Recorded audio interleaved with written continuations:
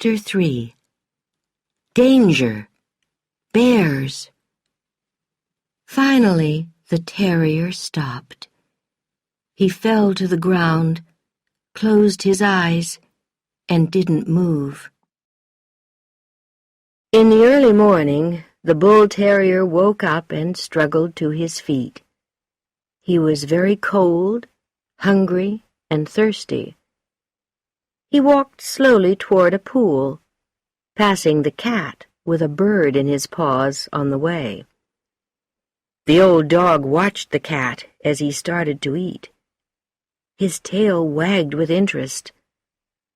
The cat finished the bird, looked at Bodger, and then proudly walked away. There was no meat on the dead bird's body for the poor old terrier. He drank long and deeply from the pool and ate some grass, but he was still very hungry.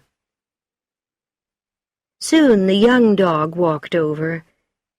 Bodger was glad to see Louis, and slowly followed him toward the road. A few seconds later, the cat joined them. He was looking happy after his delicious breakfast. In the gray light of early morning, the three friends continued along the side of the road. In the middle of the day, they rested by a stream. The dogs watched the cat as he caught and killed a small animal. The terrier moved toward the cat with his mouth open and a hopeful look in his eyes. But Teo ran off with the animal, and both dogs stayed hungry. A few minutes later, the cat came back, sat down, and started washing himself. The old dog walked away to search for food. He found nothing.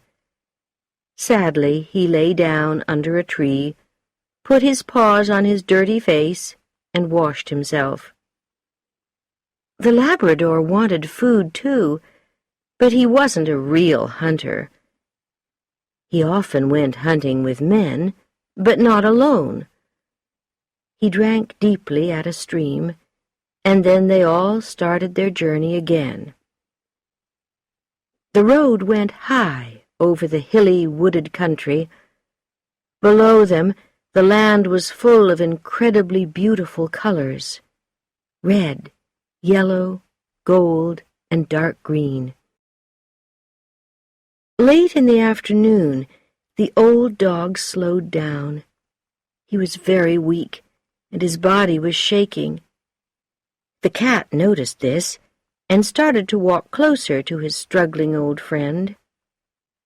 Finally, the terrier stopped. He fell to the ground, closed his eyes, and didn't move. The young dog looked worried. He pushed the old dog with his nose again and again, and barked loudly. The cat joined him and tried to wake the terrier up, too. But Bodger didn't move. The Labrador and the cat sat by the terrier's side, worried and afraid. At last they got up and left him. The Labrador disappeared into the trees, and the cat started hunting for his supper. It began to get dark and windy, but still the old dog didn't move. Leaves flew over him and covered his dirty old body. Then the wind stopped, and the wood was silent again. Suddenly, there was a sound of a large animal in the wood. Out of the trees came a young, half-grown bear. Its round ears stood up, and its small, curious eyes shone in its sharp little face. Its mother stood behind it, interested in something on the ground.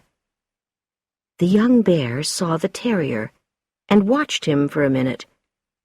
Then it slowly moved toward him. The terrier opened his eyes. He could feel the danger near him. Then The bear put its long black paw on the dog's white head. The terrier barked weakly, and the bear jumped back.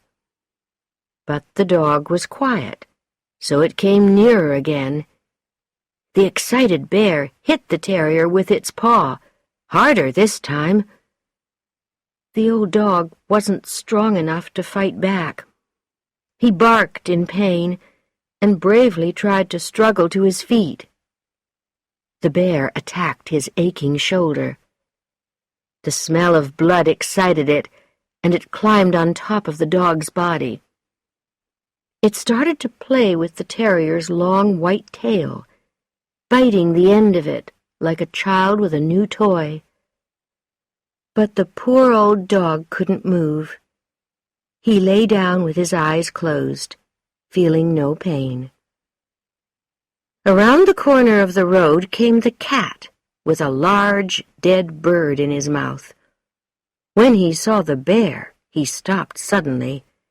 He dropped the bird, and a terrible change took place in him. His huge blue eyes shone angrily in his dark face. Every hair on his body stood up, so he looked twice his real size. His chocolate-colored tail moved from side to side. He lay low on the ground, ready to attack. And when the bear turned around, the cat jumped. The bear screamed in pain and fear as the cat landed on the back of its neck. Again and again the cat attacked, and the young bear's body was soon covered in blood. Its screams were answered by its mother. The great black bear hurried through the trees to protect her baby. She attacked the cat with a huge paw, but the cat was too quick for her. With a terrible, angry cry, he jumped down to the ground and disappeared behind a tree. The mother turned and saw the old dog.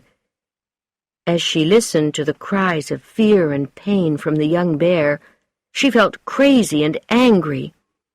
She stood up to her full height, ready for attack. Her red eyes shone angrily, and her head moved from side to side. The cat saw this. He ran back to help his friend.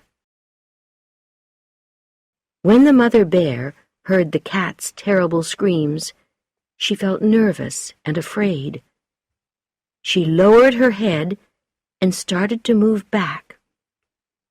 Slowly, purposefully, the cat moved closer, and again the bear moved back. The cat stopped and moved his tail from side to side. The bear stopped too, afraid of this strange, terrible animal. Suddenly, the Labrador jumped out from behind the trees, barking loudly. Every hair on his red-gold back stood up. When the bear saw the two of them, she ran toward her baby. There was one more cry from the bears, and then they disappeared into the wood. Everything was quiet again. The cat changed back to his usual size. His eyes became calm again and lost their angry look. He shook each paw and slowly walked back to his dead bird. The young dog went over to his old friend and touched him lovingly with his nose. The terrier's body was covered in blood. The Labrador tried to clean it with his rough tongue. He barked near the old dog's head, but the terrier didn't move. At last, the Labrador lay down next to him on the grass. His eyes were nervous. The hairs on his back stood up, and from time to time he barked. He watched Teo as he pulled a large gray bird up to the old dog's nose. Slowly the cat began to break open the bird's body, and soon the smell of the warm meat reached the terrier. He opened one eye and wagged his tail. Then he sat up. He was shaking badly, and his body was wet and bloody.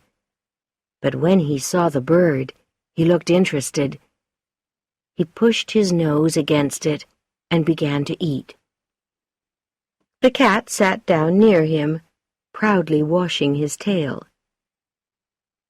The old dog ate quickly. As his friends watched, they could see his body get stronger. Then he slept, and by night he was able to walk to the soft grass at the side of the road with the Labrador. He lay down again. An hour or two later the cat joined them, carelessly dropping another bird near his old friend's nose. The terrier ate it quickly and then went to sleep. The cat sat against his chest, and the young dog lay at his back. They stayed awake, looking for signs of danger. Neither animal moved from their old friend's side all night.